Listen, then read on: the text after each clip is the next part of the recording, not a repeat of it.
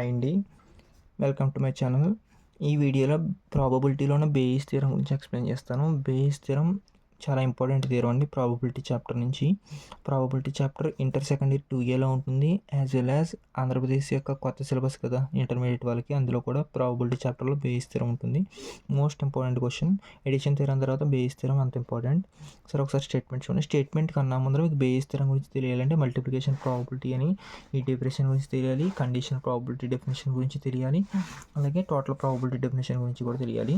మీకు జస్ట్ గుర్తుపెట్టుకోండి, P of A intersection B equal to conditional probability నుంచి multiplication probability రప్పిస్తాం. పి ఆఫ్ ఏ గివెన్ అని చదువుతారండి, బై కాదు ఇది.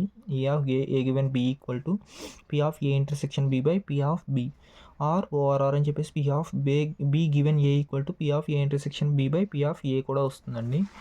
అలాగే మల్టిప్లికేషన్ ప్రాబబిలిటీ నుంచి P of A intersection B అనేది కండిషన్ ప్రాబబిలిటీ నుంచి ఈ టర్మ్ యువతలకు వెళ్ళిపోతే కనుక P of A intersection B equal ఏమవుతుంది, P of B into P of A given B అవుతుంది కదా, ఇది ఒకటి. ఆర్ పి ఆఫ్ ఏ ఇందా చెప్పాను కదా, P of B given A అంటే కూడా వస్తుంది కదండి, అదే ఇది. P of A intersection B equal to P of A into P of B given A. అయితే స్టేట్మెంట్ చూడండి, మనకి ముందర టోటల్ ప్రాబబిలిటీ గురించి చెప్తాను చూడండి ఒకసారి. P of A equal to P of A intersection A I where sigma I equal to 1 to n అయితే ఈ కండిషన్ అయితే, ఈ కండిషన్ నుంచి ఇక్కడ ఉంది చూసారా, ఈ కండిషన్కి ఇది రాసుకుంటాం. నథింగ్ అండి, ఇక్కడ పైన మనకి ఇప్పుడు టోటల్ ప్రాబబిలిటీ చెప్పుకున్నాం కదా, మల్టిప్లికేషన్ ప్రాబబిలిటీ, దీన్ని ప్లేస్లో ఇంటర్సెక్షన్ ప్లేస్లో ఇది ఎగ్జిక్యూట్ చేస్తాం. ఈ టర్మ్ అంటే ఈ ఇంటర్సెక్షన్ ప్లేసెస్లో ఇది రాస్తాం అనమాట. అయితే ఒకసారి థియరం స్టేట్మెంట్ చూడండి. Suppose E1 to En are n mutually exclusive and exhaustive events of a random experiment with P of ei not equal to 0, where I అనేది ఎక్కడి నుంచి 0 1 to n అని ఇచ్చాడు.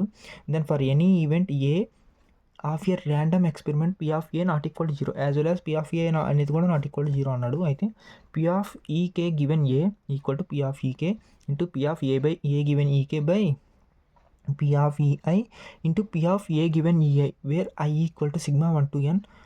అయితే కే అనే వాల్యూ ఎక్కడి నుంచి 1 to n వరకు ఇచ్చాడు. అయితే మనం ఈ థియరాన్ని మల్టిప్లికేషన్ ప్రాబబిలిటీ థియరం నుంచి, కండిషనల్ ప్రాబబిలిటీ నుంచి, అలాగే టోటల్ ప్రాబబిలిటీ అనే కండిషన్ డెఫినేషన్స్ నుంచి సాల్వ్ చేస్తాం. చూడండి, ఫస్ట్ మనం యూజ్ చేసింది conditional probability.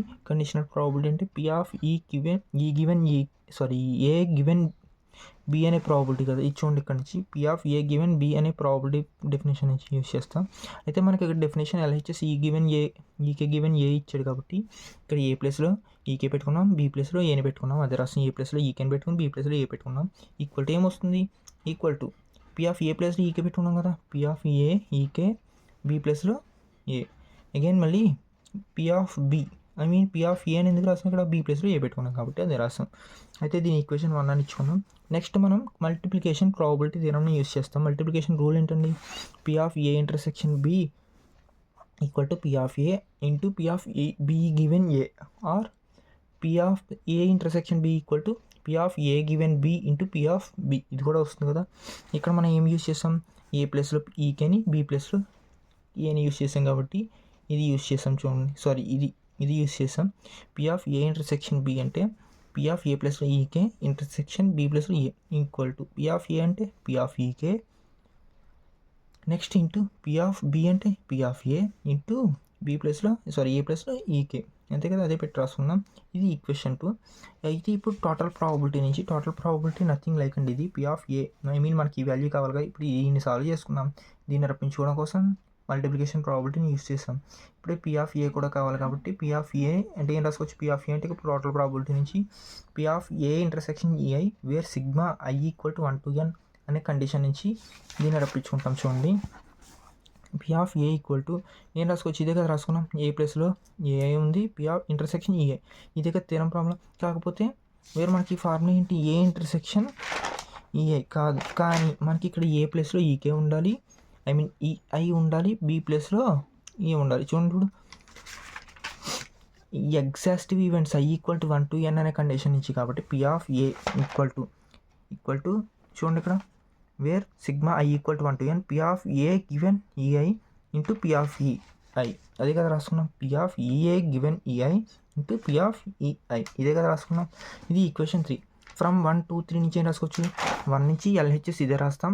P of ఈకే intersection ఏ అంటే ఏం రాసుకోవచ్చు, ఇదే కదా, ఈ టర్మే కదా, ఈ టర్మే ఇక్కడ రాసాం. బైలో న్యూమరేటర్లో చూడండి, పి ఆఫ్ ఏ అంటే వచ్చింది, పి ఆఫ్ ఏ అంటే ఇదే కదా, ఇదే ఇక్కడ రాసుకున్నాం. ఇదే బేయిస్ థీరం యొక్క ఫార్ములా. ఈ థీరంని యూజ్ చేసుకుని మల్టిప్లికేషన్ బోల్డెన్ సాల్వ్డ్ ప్రాబ్లమ్స్ ఉన్నాయి. సాల్వ్డ్ ప్రాబ్లమ్స్ సిమిలర్ ఉంటాయి, ఈజీగా ఉంటాయి, ఫార్ములా ఎగ్జిక్యూట్ చేయడమే. ఏమైనా డౌట్స్ ఉంటే కనుక థీరంలో కామెంట్ చేయండి. ఇంకెవరైనా ఛానల్ కొత్తగా చూస్తుంటే కానీ ఛానల్ సబ్స్క్రైబ్ చేసి మీ ఫ్రెండ్స్ అండ్ ఫ్యామిలీ షేర్ చేయండి. Thank you for watching.